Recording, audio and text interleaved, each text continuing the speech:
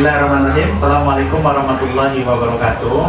Perkenalkan, saya Ardimas Nata Putra SPD, calon guru penggerak angkatan 11 dari Kabupaten Lahat, Sumatera Selatan, dari instansi SMP IT Ikhlas Cendekia Lahat. Saat ini saya sedang bersama dengan kepala sekolah tempat saya bekerja, Umi Sa'diah SPDI. Assalamualaikum Umi. Waalaikumsalam warahmatullahi wabarakatuh. Apa kabarnya nih? Alhamdulillah luar biasa, Masya Allah. Takbir.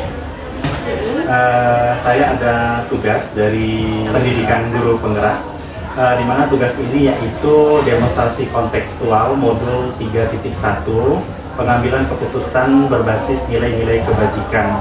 Nah, tugasnya tersebut adalah mewawancarai kepala sekolah tempat kita bekerja. Nah, jadi saya izin untuk mewawancarai Umi.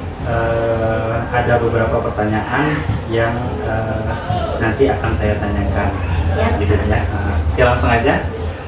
Pertanyaan pertama, selama ini bagaimana Umi sebagai kepala sekolah dapat mengidentifikasi kasus-kasus yang merupakan dilema etika atau bujukan moral? Oke, Masya Allah, pertanyaan yang bagus.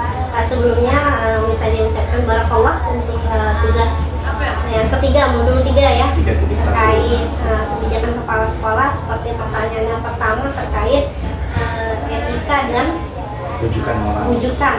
Bagaimana mengidentifikasinya?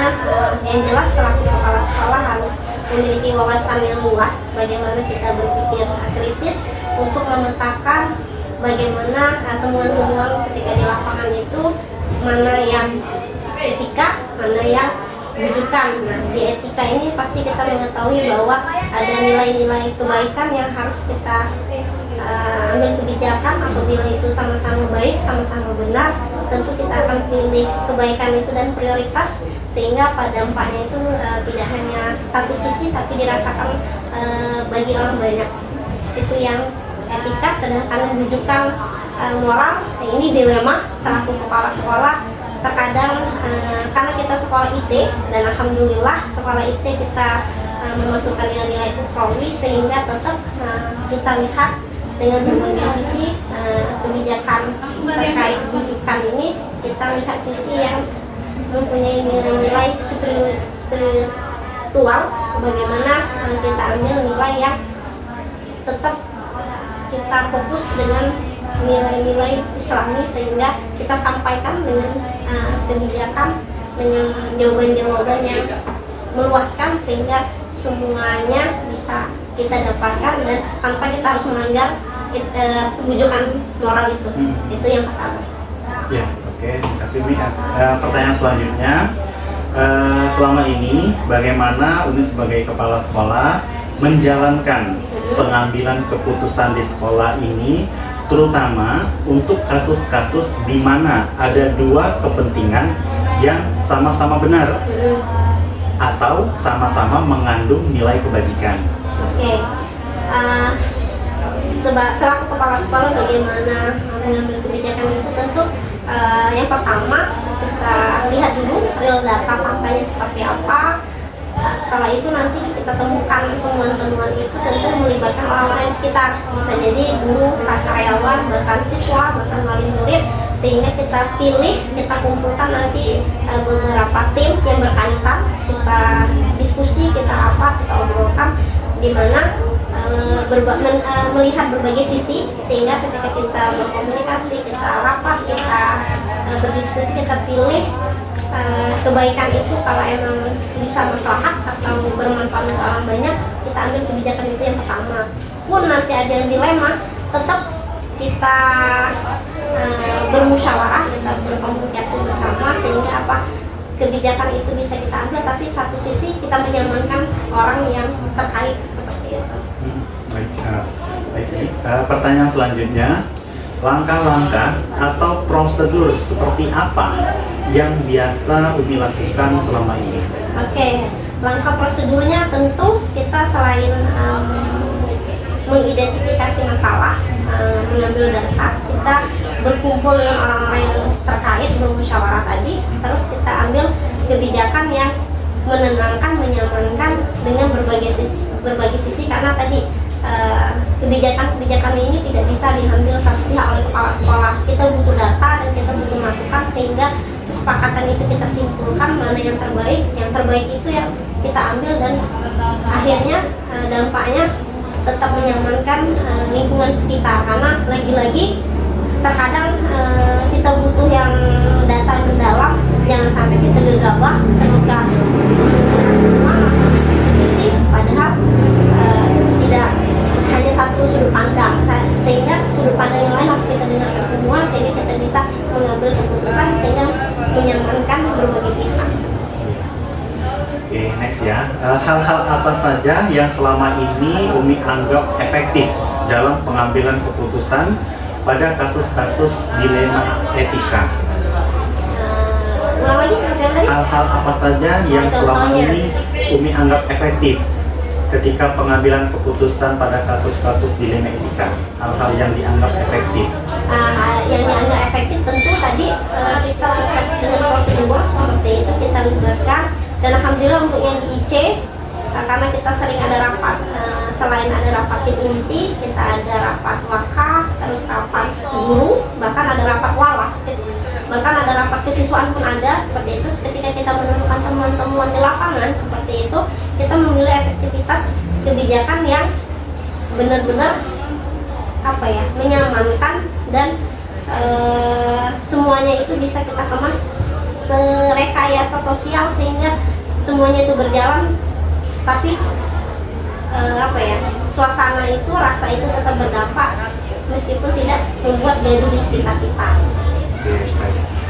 Selanjutnya, hal-hal apa saja yang selama ini merupakan tantangan dalam pengambilan keputusan pada kasus-kasus dilema etika? Tantangannya. Tantangan contoh sederhana simpel kita terkait PPDB ya Pak Dimas. Kita tahu sekolah kita ini sekolah yang diminati oleh masyarakat yang terkadang melibatkan orang-orang tertentu dalam tanda kutip ketika mereka pengen anaknya diterima dengan berbagai alasan seperti itu, sehingga kita memilih sebuah regulasi atau membuat sistem sehingga kita bikin SOP bagaimana alur itu sehingga setiap anak itu terakomodasi. Contohnya ketika ada tahapan tes akademik, non-akademik, tes untuk anak-anak zonasi seperti itu, sehingga semuanya tanpa harus kita bingung dengan dilema tadi antara pilihan antara baik dan benar. Ketika kita punya SOP, kita kasih wadah, kita kasih regulasi sehingga aman untuk berjalan seperti, dan sangat efektif sehingga tidak ada lagi muncul saya titip ya Mi, seperti itu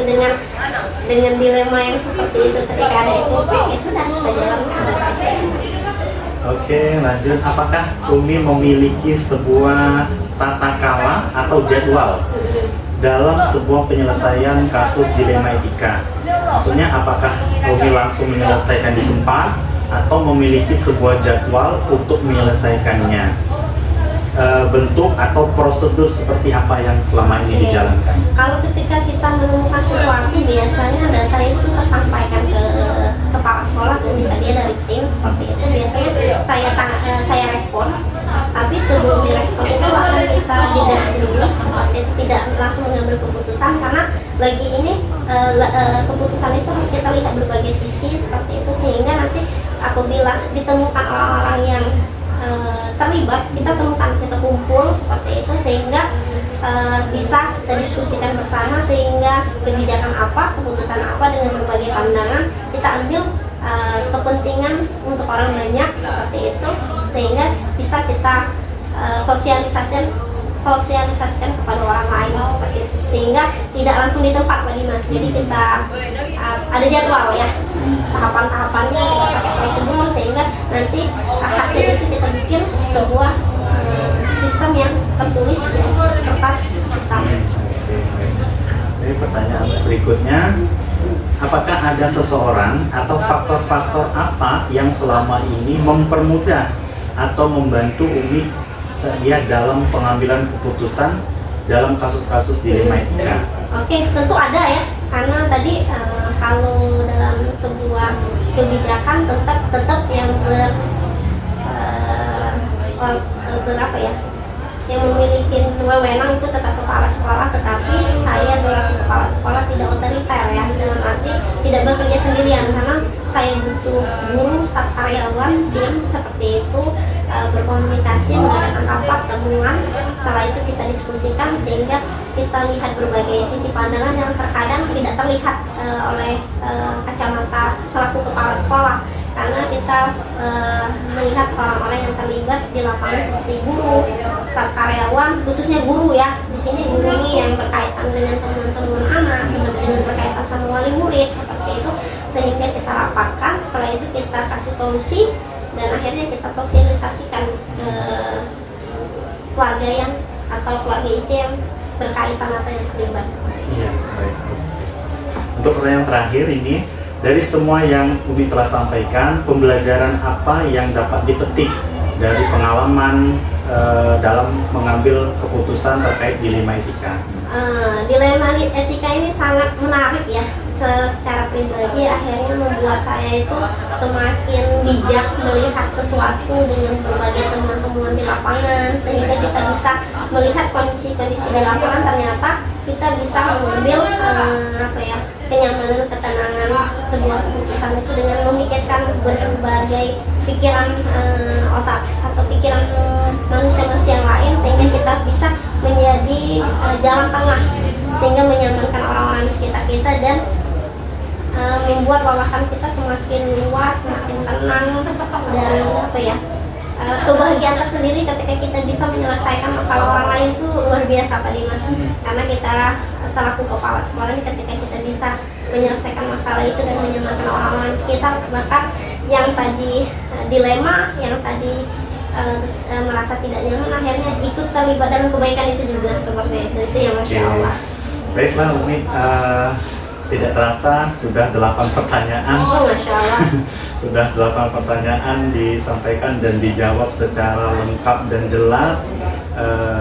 Mungkin saya sampai di sini saya sangat mengucapkan apresiasi, terima kasih kepada Umi saja selaku kepala sekolah SMP IT Ikhlas Cendekia Lahat yang telah meluangkan waktu dan mempermudah kami CGP untuk mengerjakan atau melaksanakan dan menyelesaikan penugasan LMS ini. Sekali lagi saya ucapkan terima kasih. Saya doakan semoga Umi saja sebagai kepala sekolah dapat terus menjalankan amanah sebagai kepala sekolah dengan sebaik-baiknya. Terima kasih, dan doakan kami juga dapat menyelesaikan pendidikan guru penggerak ini hingga selesai insyaallah. Baik, itu saja yang dapat saya laksanakan. Terima kasih. Saya akhiri. Wassalamualaikum warahmatullahi wabarakatuh.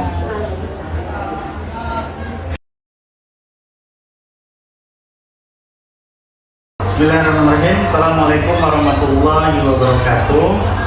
Perkenalkan, saya Dimas Nanta Putra, calon guru penggerak angkatan 11 dari Kabupaten Lahat, Sumatera Selatan, dari instansi SMP IT Ikhlas Cendekia Lahat.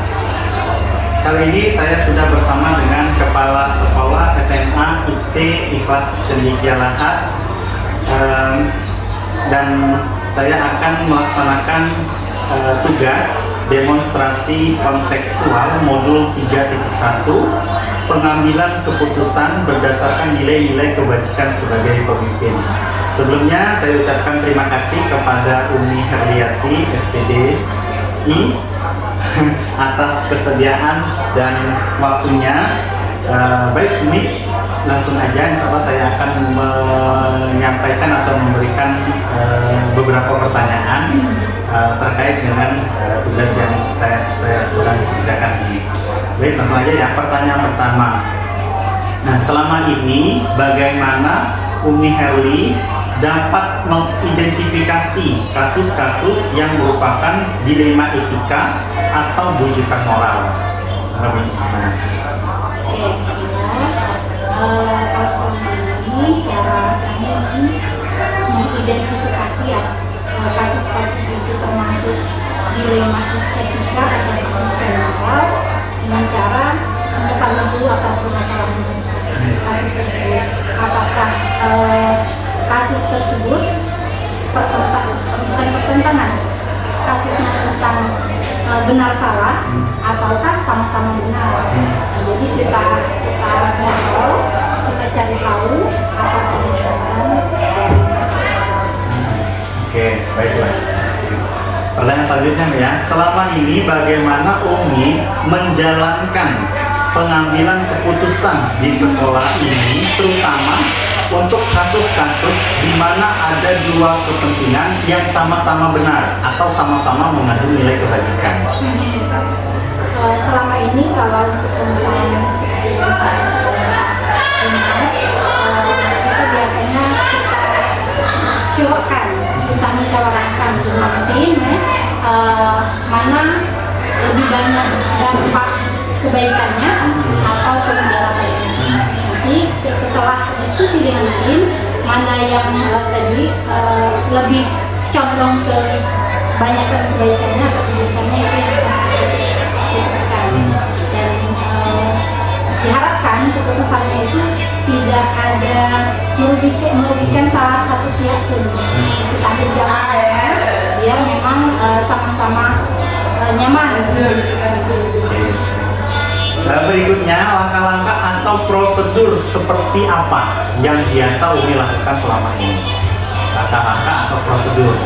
Prosedur ya yang kita lakukan untuk kasus-kasus seperti ini, pertama yang jelas kita konfirmasi dulu ya, konfirmasi dulu permasalahan apa, kita kumpulkan fakta-fakta yang ada di mana kasus ini termasuk dilema etika, kemudian setelah kita kumpulkan fakta, konfirmasi dengan orang tersebut, kemudian kita musyawarahkan dan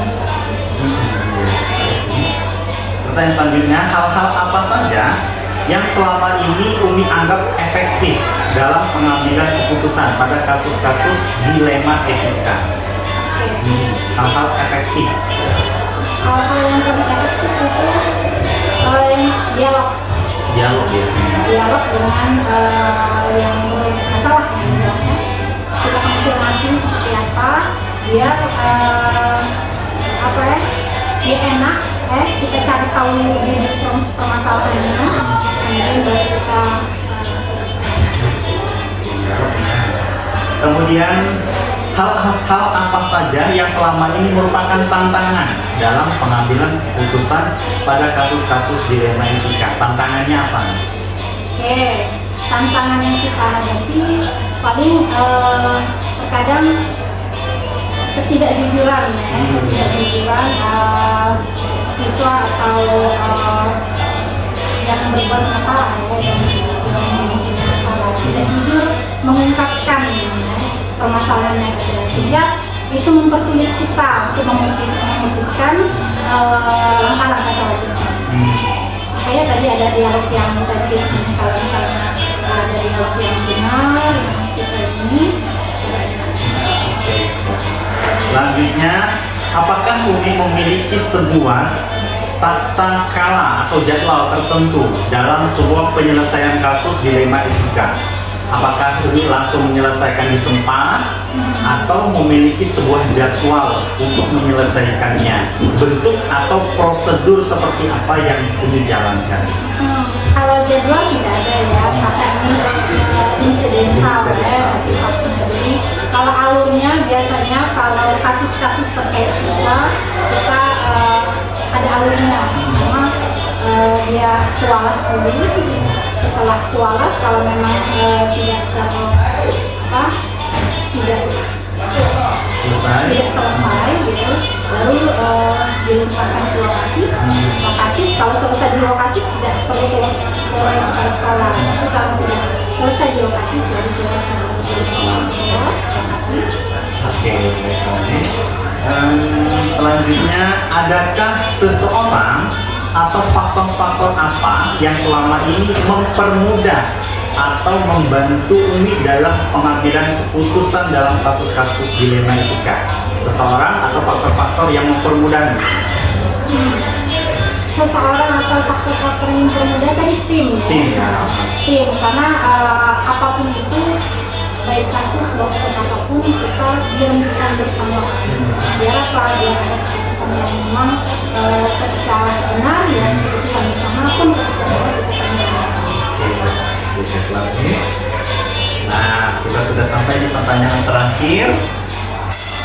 Dari semua hal yang telah Umi sampaikan, apa pembelajaran yang bisa Umi petik dari pengalaman ini selama ini dalam mengambil keputusan dilema etika? Apa pembelajaran dari selama ini menangani kasus-kasus dilema etika? Pentingnya dialog ya, pentingnya dialog antara sama kita, biar tidak ada sumbatan komunikasi ya, komunikasi antara sama kita. Jangan berhubungan, kesalahan disampaikan dan Oke, baiklah Umi, tidak terasa 8 pertanyaan sudah dijawab. Mungkin itu saja akhir dari pertemuan kita pada hari ini. Sekali lagi saya ucapkan terima kasih atas kesediaan Umi dalam membantu saya mengerjakan tugas dari pendidikan guru penggerak ini. Saya doakan Umi sebagai kepala sekolah dapat menjalankan tugas dengan amanah ya, gitu ya, dan dapat meraih kesuksesan di masa yang akan datang. Oke, saya akhiri. Assalamualaikum warahmatullahi wabarakatuh.